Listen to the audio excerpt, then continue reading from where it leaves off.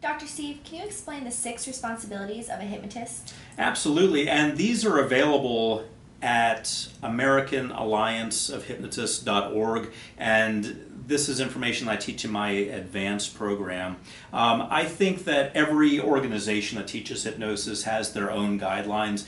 These are what I came up with over my 30 years of teaching hypnosis. This is what I feel makes sense and what I feel that hypnotists should learn and know, and they really act as a moral compass to keep you on track. And first of all, do no harm. I mean, you don't want to leave the client in worse shape than you found them, so you never want to do any harm to the client. Number 2 is, if hypnosis is not working on a client, stop treating them and refer them elsewhere. I think a lot of practitioners get caught up in the idea of, wait a minute, I've got a paying customer here. I've got someone who has come to me, they're willing to keep coming back to me every week. I should be selling them something, my services every week. Well, that's a real injustice to the client if you're not serving them. If they're not improving, if you're not on the track to getting them better, then you need to admit that. And I think a lot of hypnotists have a challenge with that because they feel that it's ego related. Oh, maybe I failed as a hypnotist, maybe I'm not worthy. And it's not about that.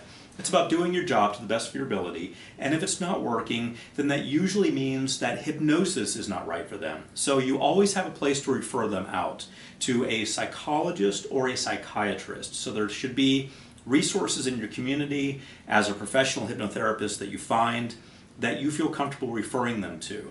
A licensed psychologist or a licensed psychiatrist. A psychologist would be a PhD, psychiatrist would be an MD. There has to be some place for them to go. Otherwise, they may go into the pit of despair, and that's not where we want them. Third one is set reasonable, solid, and productive goals. If someone comes to your office and they want to lose 300 pounds overnight, that's not reasonable, solid, or productive. That doesn't make any sense.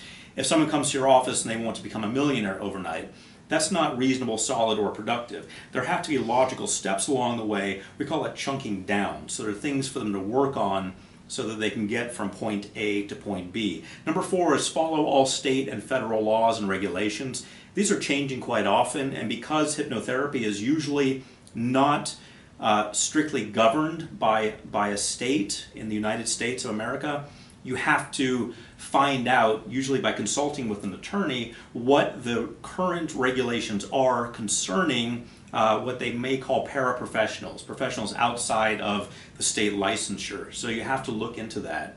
And then number 5 is check with your client's physician before conducting a hypnosis session. Now, this is not important if you're doing something like working on wealth. They want to make more money. You don't have to check with their physician about that. That's not medical related. But if they want to lose weight or start some sort of intense exercise program, those things have medical implications. And so you need to consult with their physician and get their physician's blessing in writing in the client's file before you start working with them. And finally, number 6 is if a healthcare professional refers the client to you for a specific challenge to work on something such as weight loss, treat only that challenge. And then you send a nice letter to the physician saying, I worked with them on this, here's what happened.